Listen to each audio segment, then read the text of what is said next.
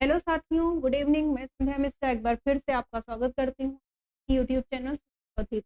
साथियों, फटाक से जुड़ जाइए हमारे साथ और जितने question previous year question paper Sanskrit के कराए गए हैं, हिंदी के कराए गए हैं, वो सभी आपके प्लेलिस्ट में चैनल पे जाइए। आप प्लेलिस्ट में देखिए, वहाँ पे सारे पीवाईक्यू जो ये हैं 2016 से लगा के 23 तक की, वो सारे आपको वहाँ पे वीडियो मिल जाएंगे और बहुत जिसमें आप कंप्लीट करके जिसको आप बहुत अच्छा स्कोर एग्जाम कर सकते हैं। तो बिल्कुल भी देखना ना भूलें और देखें ज़रूर हमारे वीडियोज़ और वहाँ पे जाके। और जो ये 2023 वाला आज है, यहाँ तक कि हमारा कंप्लीट हो जाएगा जब 2016 से 2023 तक की सारे सेट हम कर लेंगे और चीज़ें देखते चलेंगे कि कैसे-कैसे रिपीट होती हैं, कौन-कौन से टाइप के क्वेश्चन बन सकते हैं, तो बढ़िया स्कोर आप कर पाएँगे। और संस्कृत में बहुत ज़्यादा लोगों को डर लगता है, डर लगने वाली कोई बात होती नहीं है। बस ये है कि अगर आप सच में ज़्यादा चीज़ें नहीं आपको समझ में आती हैं, तो अगर आप पीवाईक्यू या प्रीवियस ईयर क्वेश्चन पेपर करके जाते हैं, वो उतना कंप्लीट करके जाते हैं, तब भी आप आराम से 25 में नंबर का 18 नंबर का ज़रूर कर लेते हैं। कुछ क्वेश्चन नए हो सकते हैं और सब रिपीट ही होते हैं। ठीक है साथियों, शुरू करते हैं आज की अपनी क्लास। आज 2023 का क्वेश्चन पेपर हम करने वाले हैं।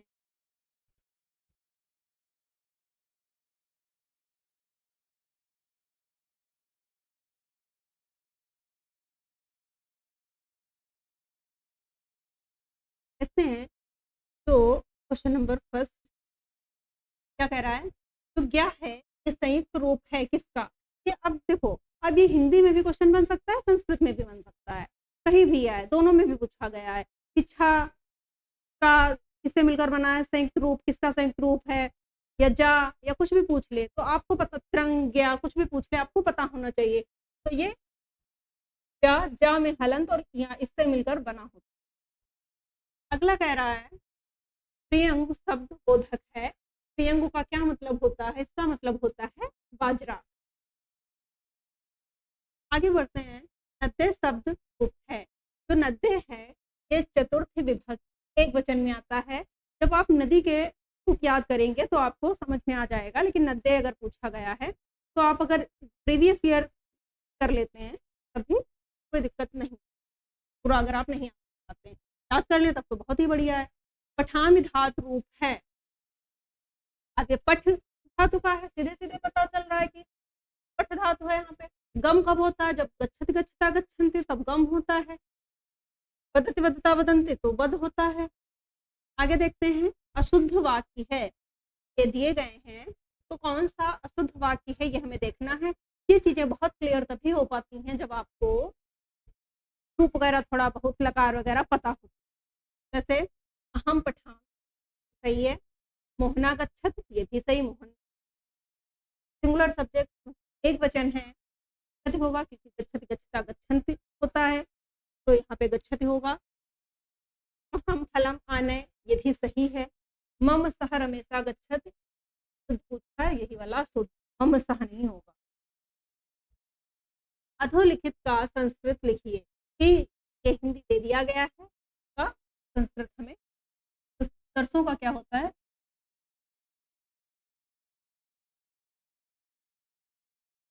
ठीक है, अच्छा। शरीफा का होता है सीताफलम।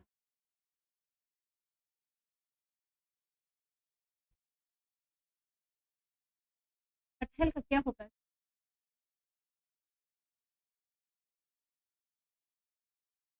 कटहल का क्या होता है?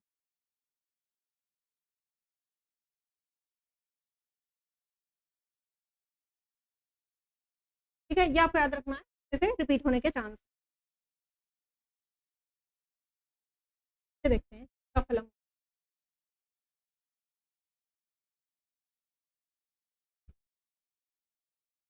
बोर्ड हैंग कर रहा है आज। निम्नलिखित का नाम हिंदी में लिखिए। अभी क्या था? हिंदी दिया था, संस्कृत पूछा था। अब क्या किया? संस्कृत दे दिया, हिंदी पूछा। ठीक है, बताइए आप लोग भी, क्या इसमें आपको क्या पता है? तो बोलते हैं वट वृक्ष। बहुत जगह बहुत बहुत अलग अलग मीनिंग लिखा है, लेकिन वट वृक्ष जो है ये सही। अलग अलग मीनिंग आप सीरीज वगैरह में देखेंगे, लेकिन देखिए जो पलाश होता है इसको आप बोलते हैं। तुम्बी जो होता है ये कद्दू होता है। अमृत फलम क्या होता है? क्या होता है आप लोग बताइए? तो बहुत ज़्यादा बार कर चुके हैं। अमृत फलम क्या होता है? पता है ना? नाशपाती होता है।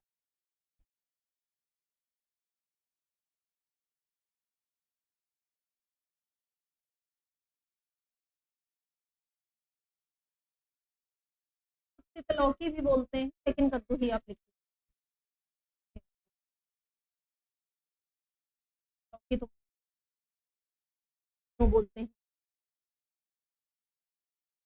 इन्हीं 2 पशुओं के नाम संस्कृत में लिखिए। बहुत बढ़िया, एक छोटी-सी वीडियो प्ले लिस्ट में पड़ी हुई है, आप देख लीजिएगा। पशुओं के नाम, जानवरों के नाम, फलों के नाम, सब्जियों के नाम, वहीं से आपका पेपर फटेगा पूरा-पूरा। ये बिल्कुल गारंटी। 2 पशुओं के नाम, धेनवा या धेनु गाय होती है, और क्या सिंघा लिख लो, सिंघा शेर होता है, श्वानह कुत्ता होता है, व्याघ्र बाघ होता है, कोई भी 2 आप लिख, बहुत सारे होते हैं, हिरनी भैंस होता है, गर्थवा गधा होता है, तो आप कुछ भी लिख सकते हैं। हितम मनोहर च दुर्लभ, मतलब हितकारी और मनोहर लगने वाले जो शब्द हैं वो एक साथ संभव नहीं है या दुर्लभ। लिख नहीं रहे हैं आप, ऐसे सुन लीजिए। देखिए, संसार में ऐसा कोई शब्द नहीं है जो हमारे लिए हितकर होगा, हितकारी होगा, वो हमारे कानों को अच्छा लगे, मीठा लगे, ज़रूरी नहीं है। तो यही कहा गया है कि हितकारी लगने वाले और हमारे लिए हितकारी और मनोहर लगने वाले जो शब्द हैं, वो दुर्लभ ही संभव हैं, एक साथ संभव नहीं है। कि कानों को भी अच्छा लगे और मीठे भी हों, क्योंकि कहते हैं ना कि जो सही एकदम सत्य बातें होती हैं, वो कड़वी लगती हैं। तो बस वही बात लिखी, हितकारी और कानों को प्रिय लगने वाले वचन एक साथ संभव नहीं है या संसार में दुर्लभ ही हैं। ऐसे लिखना है आपको एक लाइन में। अगले आगे क्या कह रहा है? विदुषा शब्द की वचन एवं विभक्ति बताइए। ये बहुत पूछा गया है विदुषा शब्द, आपको ध्यान रखना। क्या है इसमें? वचन तो एक है, में एक वचन, ठीक है। विभक्ति क्या है? तृतीया विभक्ति। आप लोग ऐसे नहीं लिखेंगे, ठीक है? आप लोग पूरा लिखेंगे, विभक्ति और वचन डाल के, विभक्ति का वचन एक। भवत शब्द का पुल्लिंग एवं स्त्रीलिंग दोनों में प्रथमा विभक्ति के सभी वचनों के रूप लिखिए। क्या कह रहा है? भवत का, भवत का लिखना।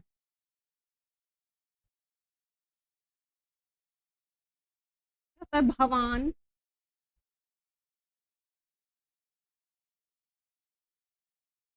भवंतो,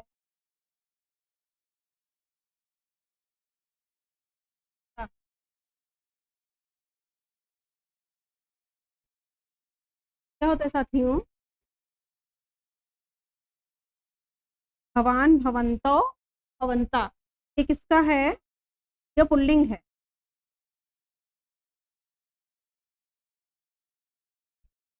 ये क्या है? ये पुल्लिंग,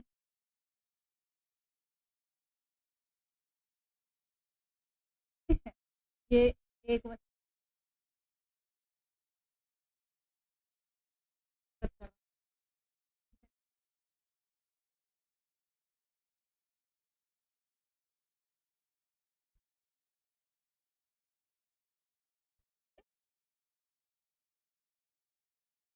कह रहा था कि विभक्ति, सही कर लीजिएगा, यहाँ पे विभक्ति होना चाहिए, पुल्लिंग है, आप लोग समझ जाइए, ठीक है। अब इनके देख लेते हैं क्या होगा। भवती, भवत्यो, भवत्सा,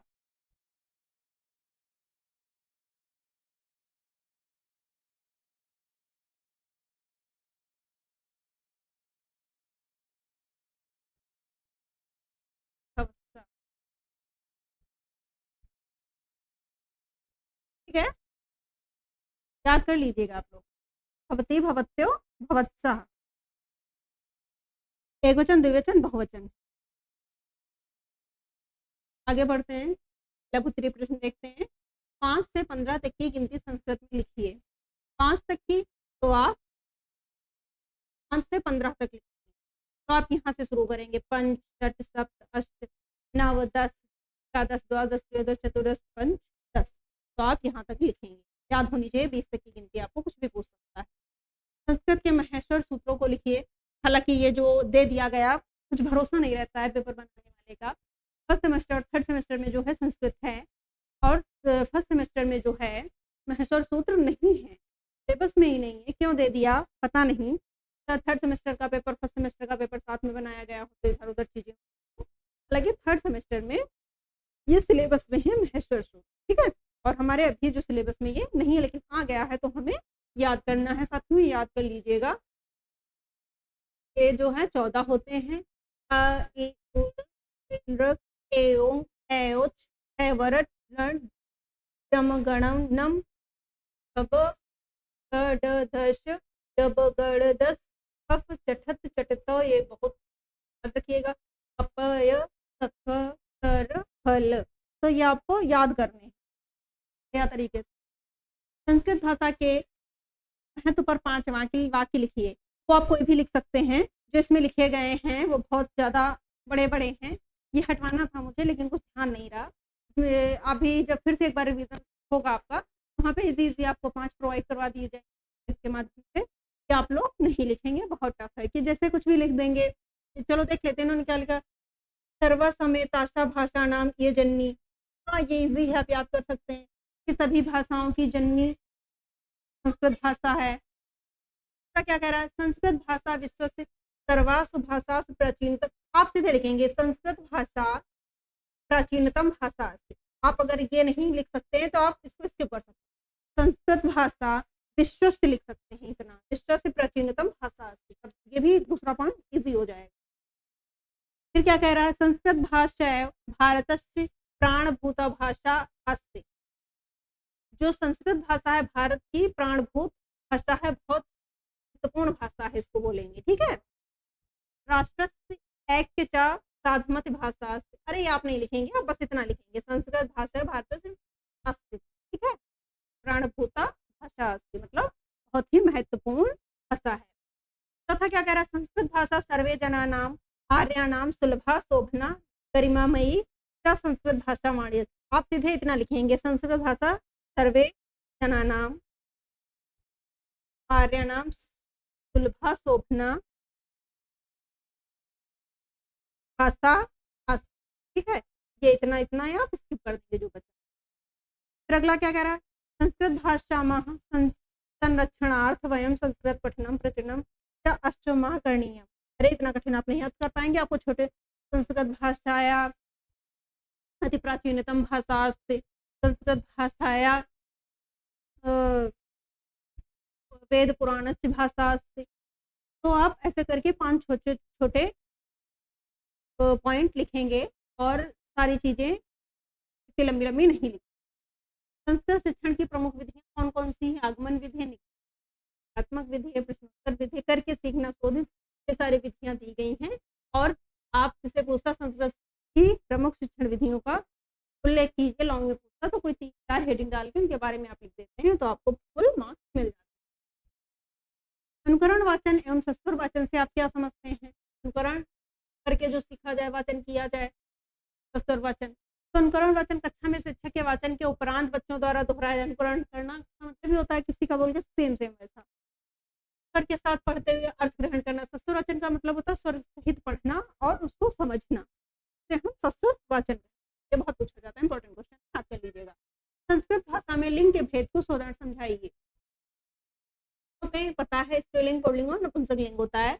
पुल्लिंग की परिभाषा आप लेंगे जिससे किस पुरुष जाति का बोध हो, तो फिर 1-2 एग्जाम्पल कोई आप लिख लेंगे। फिर स्त्रीलिंग में जिससे स्त्री जाति का बोध हो, आप कोई उदाहरण लिख लेंगे। नपुंसक में जिसमें स्त्री पुल्लिंग और स्त्रीलिंग दोनों के बारे में जानकारी ना मिले, जैसे दानम, उत्तम, ये सब क्या है, ना स्त्रीलिंग है ना पुल्लिंग, ठीक है। तो ये आप याद कर लेंगे। आगे है निम्नलिखित का संस्कृत में अनुवाद कीजिए।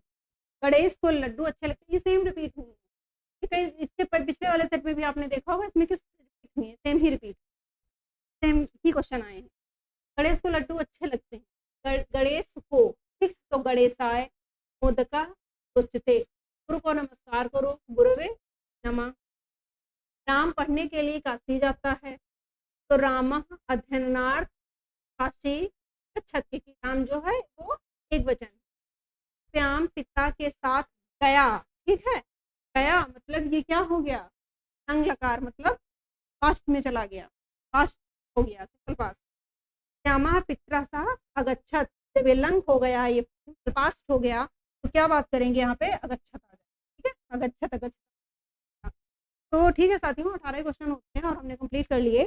तो आप देख रहे हैं कि कैसे कैसे लेवल भी बढ़ा है, कैसे कैसे क्वेश्चन रिपीट हुए, सारी चीज़ें आपने अगर बढ़िया तरीके से की होंगी तो चीज़ों को आप कनेक्ट कर पाए होंगे। एनालिसिस करना बहुत ज़रूरी होता है, इसीलिए किया जाता है।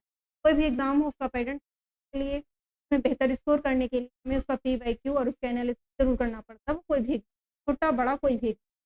तो आशा करते हैं कि आप लोग भी जो भी हिंदी और संस्कृत के जितने भी ये वीडियोस हैं, छोटे छोटे, बहुत लेंदी वीडियो नहीं है, आप देख के अपना PYQ जो कंप्लीट कर लीजिए, तो आपका बहुत अच्छा स्कोर हो जाएगा हिंदी और संस्कृत। ठीक है साथियों।